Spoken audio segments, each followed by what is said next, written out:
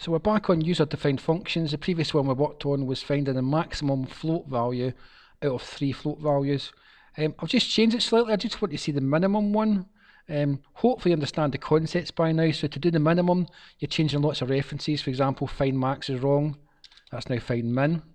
That means that down there must be find min as well. It's the same name, it's the same thing. We're still passing in 3 values, which makes sense.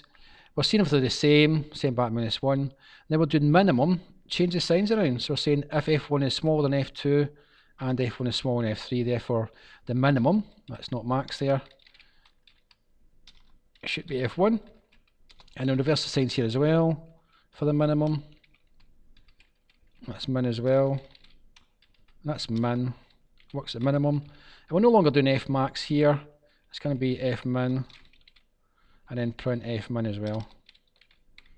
So we've really just taken the signs and flipped them around again. So when we execute this, fix the return value helps.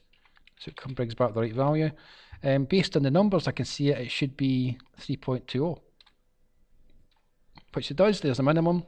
Let's switch it around again, so make that 7. So next one should be 3.40.